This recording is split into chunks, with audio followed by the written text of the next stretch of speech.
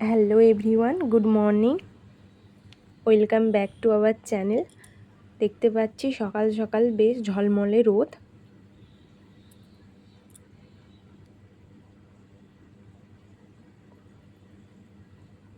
চারিদিকে বেশ ঝলমলে রোদ পড়েছে। এই আমার ছোট্ট গাছ।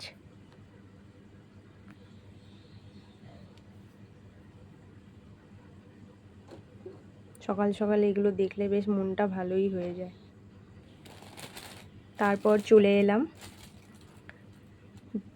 ব্রেডটাকে সেঁকে নেব একটু।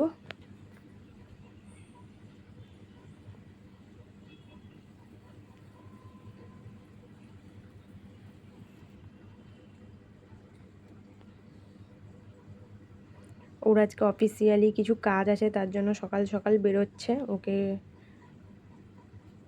টাটা জানিয়ে তারপর আবার ঘুমিয়ে পড়েছিলাম, কোনো কাজ ছিল না তেমন। তারপর ঘুম থেকে উঠে বিছানা আরও গুছিয়ে নেব একটু।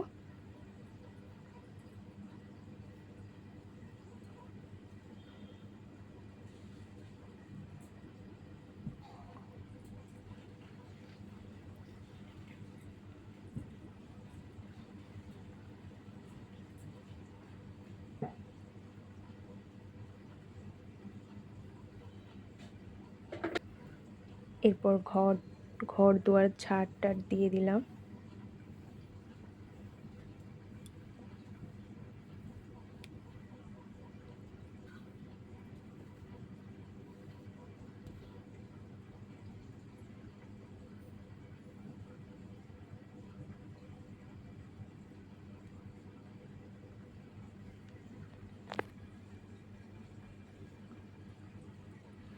তারপর চা আরও বানিয়ে নিলাম। এটা দাদা ভাইয়ের চিনি ছাড়া চা, এটা আমার চিনি দেওয়া। চা বিস্কিট খেয়ে ব্রেডগুলো সেঁকে নেব। আমার আর দাদা ভাইয়ের সকালের খাবার, যেটা ওকে দিয়েছিলাম, ওটাই আমরা খাবো এখন।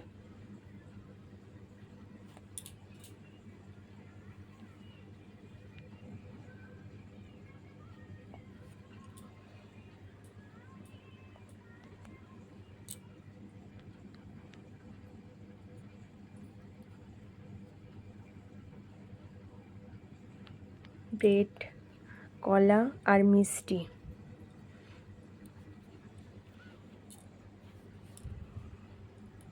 দাদা ভাইকে দিয়ে দিলাম। দাদা ভাইকে দিয়ে নিজের জন্য নিয়ে বসে পড়লাম খেতে। খাওয়া হয়ে যাওয়ার পর ভাত বসালাম। তারপর বেগুন পটল কেটেছিলাম ভাজবো বলে। তারপর মাংসের আলু কেটেছি। এরপর কড়াই তেল দিয়ে পটল কটা ছিল ওগুলো ভেজে ফেলবো। পটল ভেজে নিয়ে বেগুনগুলো ভেজে নেব।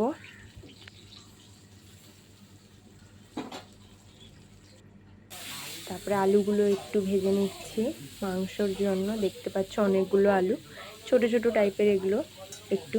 আর দুবেলার রান্না, আর আমাদের আলু খেতে সবাই খুব ভালোবাসে। বেগুন পটল ভেজে নিয়েছি। এরপর মাংস রান্না করব।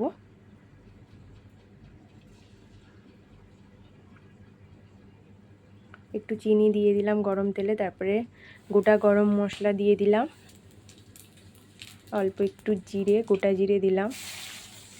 কটা তেজপাতাও দিয়ে দেব। পর কুচনো পেঁয়াজগুলো দিয়ে একটু নাড়তে থাকবো।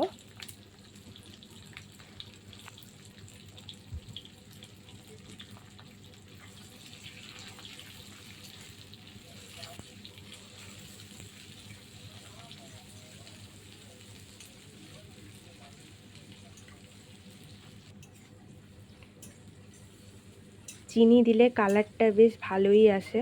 পেঁয়াজগুলো দেখতে পাচ্ছ একটু লাল লাল হয়ে গেছে। পেঁয়াজগুলো একটু ভেজে নিয়ে তারপরে কাঁচা লঙ্কা চেরা দিয়ে দিলাম।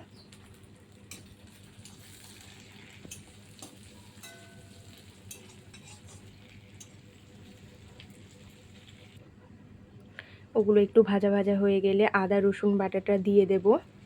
তারপরে হলুদ গুঁড়ো, একটু ধনে গুঁড়ো দিয়ে নেড়ে তারপর একটু লবণ, টমেটো দিয়ে দিলাম। একটু কষিয়ে নেওয়ার পর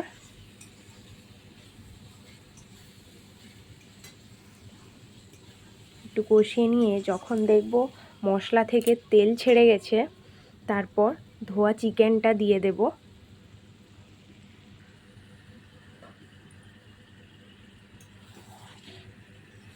আমি চিকেন রান্না বাড়িতে খুব কমই করি, দিদিভাই থাকলে দিদিভাই করে।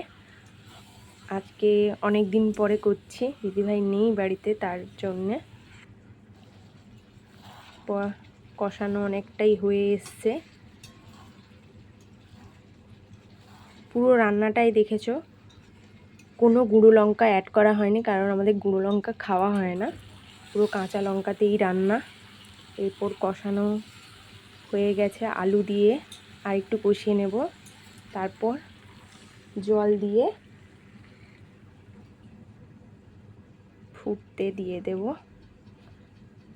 এখানে এটা ফুটুক, আমি চানে চলে গেলাম। এরপর চান করে বেরিয়ে সোজা পুজো করতে চলে যাব।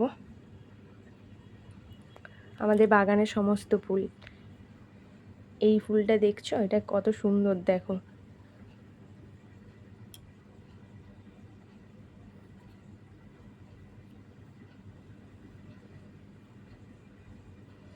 সমস্ত ঠাকুরকে ফুল দিয়ে সাজিয়ে দিলাম।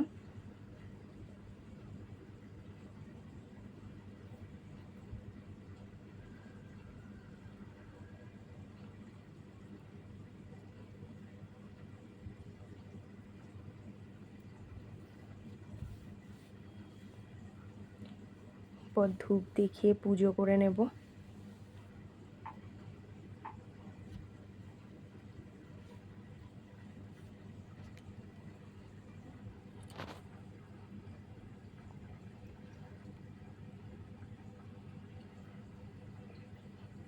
পুজো আরও করে নিয়ে আমরা সবাই খেয়ে নিয়েছি।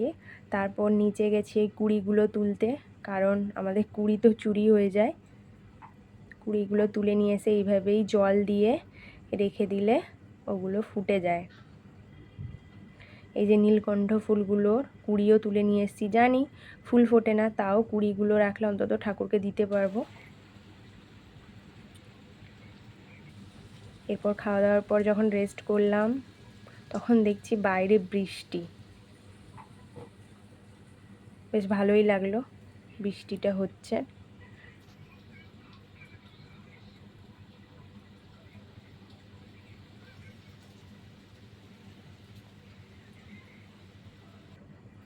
এরপর সন্ধেবেলা একটু রেডি হয়ে এই আমাদের পাশেই একটু গেছিলাম দোকানে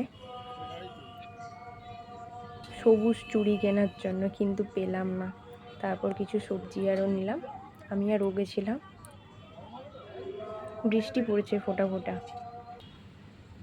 সবজি আরও ওই ওই বিল্ডিংয়ের দিকেই আমরা থাকি, রাস্তার ওপাশে।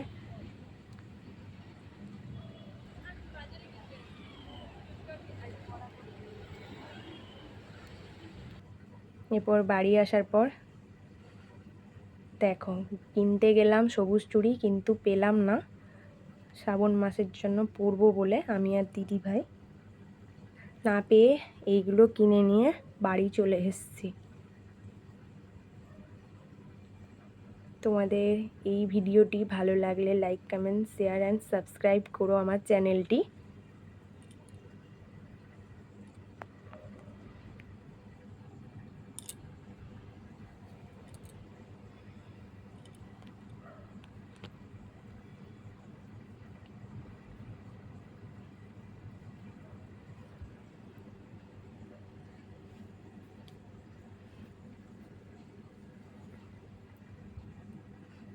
Tata, bye bye.